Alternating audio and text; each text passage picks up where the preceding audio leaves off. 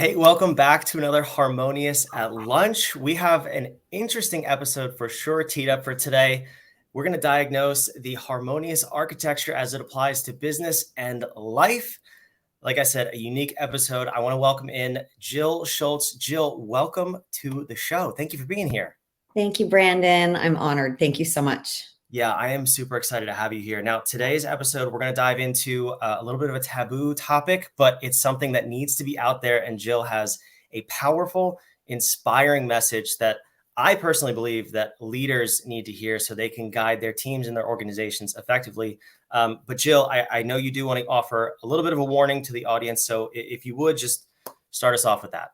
Yeah, thank you. So this is, like you said, a taboo topic. People are not having this conversation, and we get to normalize it. It gets to be something that we get to talk about because shame can't live in the light.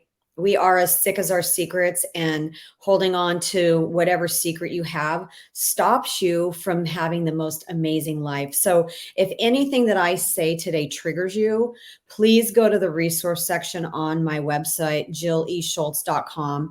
There's resources, and there are anonymous organizations that you can reach out to get help. But it's really important to me that you are protected today. Yeah, no, that's very important. Put the website there on the screen. Go to the resource section. If you're watching this live, if you're if you're watching the replay, drop it in the comments. If you have any questions, concerns, ahas, we want to hear it. Jill wants to hear it, and she can find you the resources necessary for you. So let's dive right in. You are, as of 13 days ago, a published author. Do you want to tell us a little bit about this book and about the message you have to share with us? Yeah, the book's called Liberated, Releasing the Dark Cloud of Shame. And it's really because my story has kept me in so much shame for 41 years. And it's, my purpose and mission to help people get out from under that shame. And I'm going to just dive into it because that's all we get to do. So I was molested when I was around 3 or 4 years old. And I'm so grateful for the Me Too movement because I feel like now people have a space to really talk about sexual trauma if they've been hurt by somebody.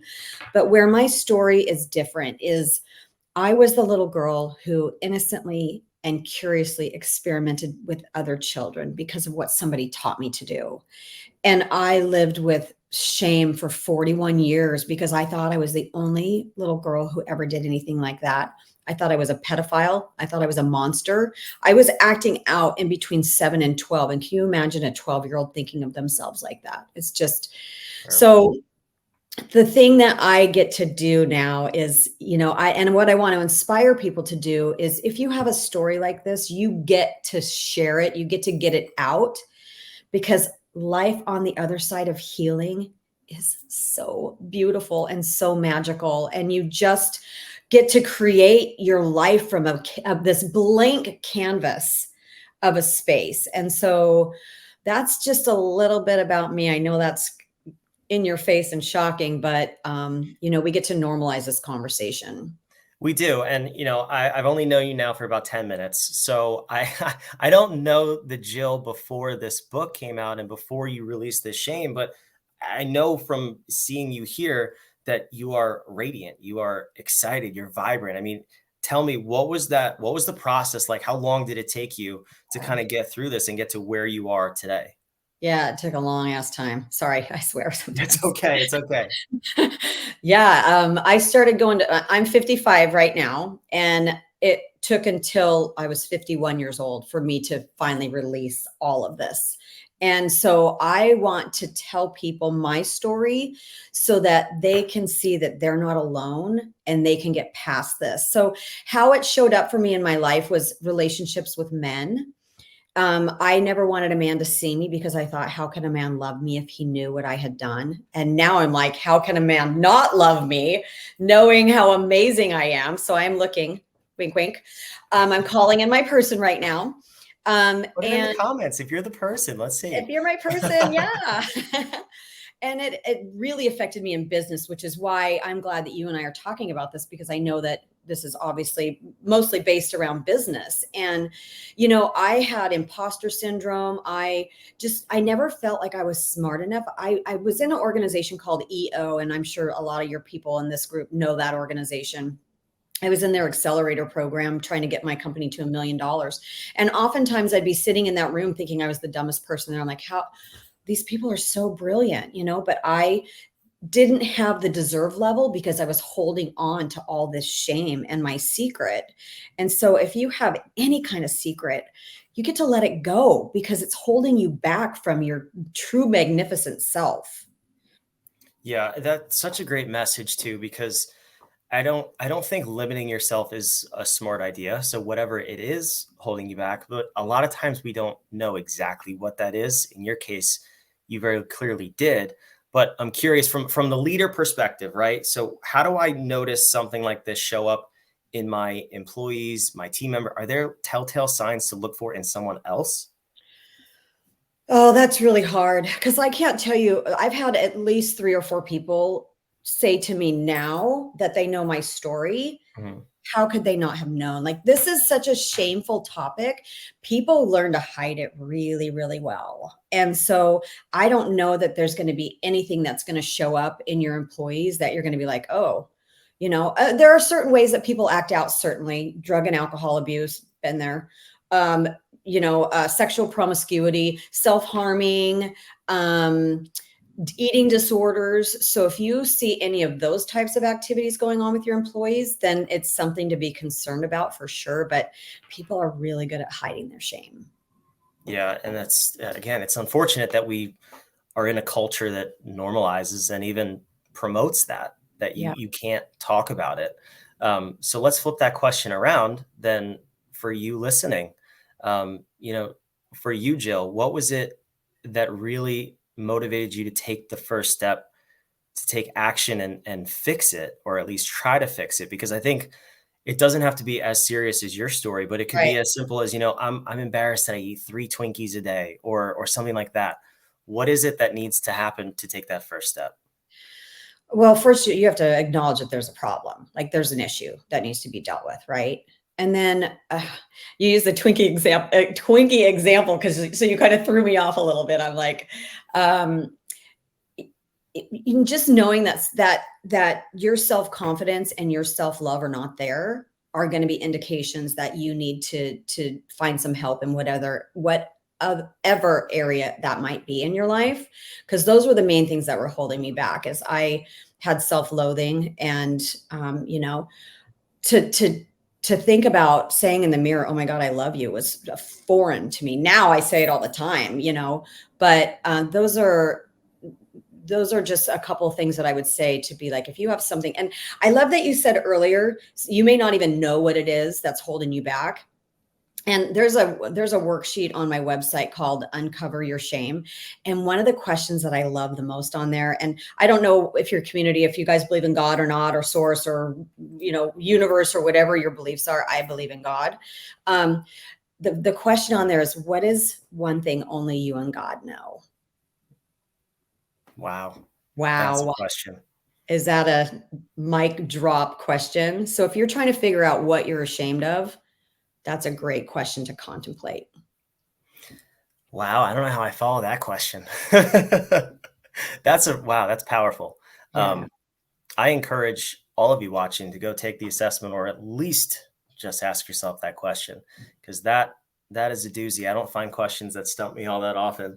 I love Um, that's really great. So that. then tell me, on the other side of this experience for you, what are the results? Like, what are you seeing in your life happen now from, obviously this is a business, you're speaking, you have a book, you're going places. What are the positive results of just addressing this, tackling it, and deciding to move forward with your life? Well, what did you say, that I was radiant? Is I that what you did say said? radiant, yes. I mean, I cannot tell you. I am joyful every day. Like, I wake up and I am so grateful and joyful and excited and really just like, what do I get to do now? Like, who do I get to help? And before, there was always this looming shame cloud that I have following me around everywhere. I'd wake up, it was there. I'd go to sleep, it was there. Always that pit in your stomach of just like, there's something that I need to deal with. And my favorite saying is, life happens outside your comfort zone. It's a version of Neil Donald Walsh's saying. And that's so true. Like, look at whatever is hard, like whatever keeps talking to you, whatever keeps showing up in your mind, and you get to look at it and you get to face it head on and say, you do not own me anymore, because life on the other side is, like I said, it's beautiful. Like I I'm just in so much gratitude every day. And now I get to look at my trauma as a gift, and I know that I get to help people. So it's really a special place to be if you can take that first step and look at whatever it is that's holding you back and see how you can get help around that. So important. Yeah, that, again, just acknowledging it, there's power in that, because then you can look for a solution. You can look for a mentor, somebody to There's ask. You can always an pick up answer. Jill's book. There's Yeah. always an answer. Tell me, what's your mission? You're bringing this message to the world. What is your mission? Who are you trying to help with this book? I think this book can help anybody because everybody has a secret. Everybody has a secret, Mm. So right now, my goal and my purpose is just to get on stages and shout my message from the rooftop, to normalize this conversation, to let people know they're not alone, because I thought I was alone for 41 years. Yeah. That's such a powerful message. Well, I wish you nothing but the best with this message. And the book, of course. How have book sales been so far? I'm curious. We're only 2 weeks into this, but I'm excited I for you. know. Yes, I'm in the top 100 in like 5 different categories on Amazon. Yeah, so it's really, Nice. really exciting. Yeah, thank you. I'm very pleased, very pleased. That is so awesome. Well, Jill, I want to thank you for coming. We'll wrap up in a minute with where people can find you, but first, I want to tie this to the Harmonious business architecture. So every time we have one of these episodes, I go in blind. Truth be told, this is a live episode. Like I said, I met Jill 3 minutes before we went live on this. And it's always a challenge for myself and my business partner, Sean, who you've met. We go live every Wednesday on our show to tie things to this architecture. We have yet to find a way to break it, and we want to, but we can't. In this episode, I guarantee you we touched on inspire. We touched on leadership, because if you don't know yourself as a leader, you can't lead a team effectively. You can't lead anyone. You can't even lead yourself effectively. The other thing we touched on, which is very, very present with Jill, is the navigation portion of your business. And that is your mission, your vision, and your core values. It's clear that Jill is on a mission, especially with this book, bringing her story to light and serving people who have shame and who are hiding a secret. If you have any of that present, I really encourage you. I'm going to put Jill's website on the screen here. Please go to her website, download that questionnaire, contact her, find the resources. I encourage you to reach out and find a solution to anything you're suffering from, because it will hold you back. And you can see even Jill's transformation here. It's been incredible just to hear your story. So thank you again, Jill, so much for showing. Is there somewhere besides your website where we can go to follow your book journey on social media, anything like that? Yeah, I'm on Instagram and Facebook. I'd love to tell you what those links are. I think it's Jill E. Schultz 11 on Instagram is my handle. But if you go to my website, you can get my links there. I should probably know those by heart, right? You know what? You would think yes, but we'll give you a pass. We'll put those in the show notes for the recording, so you'll Thank have you. access to Jill. And Jill, if there's one thing that you want people to do from this episode, what would that be? What's their next step after hearing you? Say it out loud one time. Just say it out loud. Get it out one time, and then find help to help with your healing, for sure. That is amazing. Well, thank you, Jill, again. Thank you for coming. This has been a very, very deep, insightful episode of Harmonious at Lunch. I can't wait to see you on the next one. And go follow Jill, please. This has been awesome. Thank you, Jill. Thanks, Brandon.